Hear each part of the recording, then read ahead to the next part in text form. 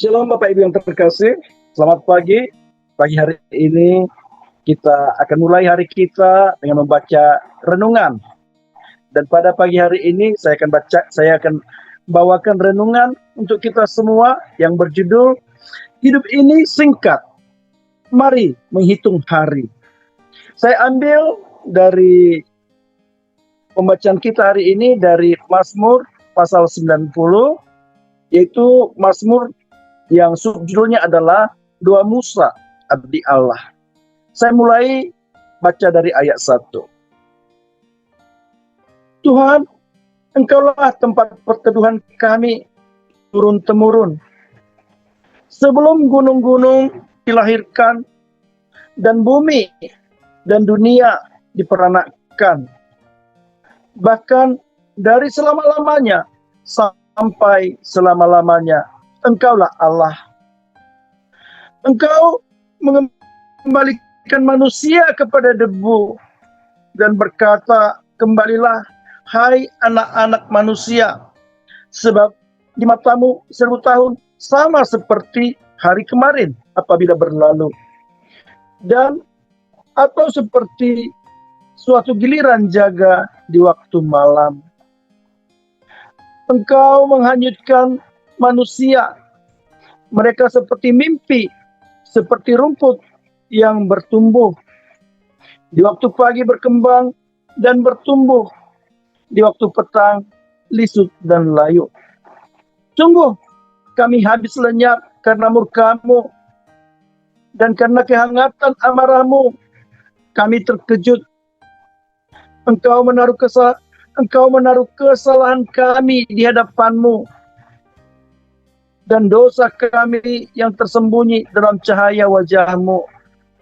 Sungguh segala hari kami berlalu karena panas-Mu, karena gemas-Mu.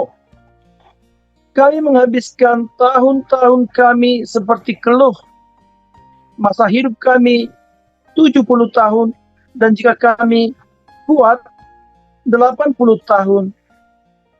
Dan kebanggaannya adalah kesukaran dan penderitaan, sebab berlalunya buru-buru, dan kami melayang lenyap. Siapakah yang mengenal kekuatan murka-Mu dan takut kepada gemas-Mu? Ayat 12, ajarlah kami menghitung hari-hari kami sedemikian, hingga kami beroleh hati yang bijaksana. Demikian pembacaan firman Tuhan di pagi hari ini. Ada 3 poin yang perlu kita renungkan di hari ini dari firman Tuhan ini. Pertama, dikatakan di ayat 5 bahwa hidup ini adalah fana, artinya rapuh, fragile ya. Jadi hidup itu seperti rumput yang cepat layu, dan hidup itu cepat berlalunya. Jadi dari sini kita mengerti bahwa bersama Tuhan, hidup kita ini sesungguhnya singkat. Tetapi dengan Tuhan, hidup kita ini ya walaupun fana, bisa berarti. Bisa ada arti yang signifikan, yaitu karena anugerah dan kebaikannya, karena Tuhan telah menebus hidup kita. Poin kedua adalah doa, di mana di sini Musa menyatakan kerendahan hatinya untuk minta diajar, dan kita pun harus demikian sikap dan tindakan kita. Dikatakan di ayat 12, ajarlah kami menghitung hari-hari. Inilah doa agar kita sadar bahwa hari-hari ini adalah anugerah. Hari ini bukan sesuatu yang menjadi hak kita sesungguhnya, tetapi suatu pemberian, suatu anugerah daripada Tuhan buat kita. Supaya kita menghargai anugerah ini, menghargai waktu demi waktu. Lalu poin yang ketiga adalah di ayat yang sama, di ayat 12, supaya kita mendapat hati yang bijaksana.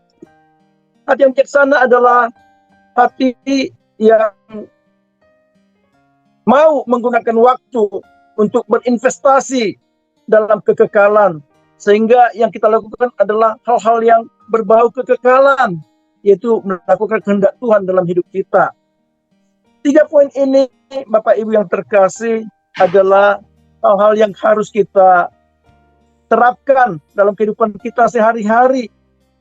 Dan yang terakhir, penerapan bagaimana kita menjalani hidup ini dengan menyadari bahwa waktu tidak bisa diputar ulang. Waktu ini singkat, dan mari kita gunakan waktu ini dengan sebaik-baiknya. Bagaimana kita dapat menggunakan waktu ini sebaik-baiknya? Kita berdoa kepada Tuhan, kita menanti-nantikan Tuhan.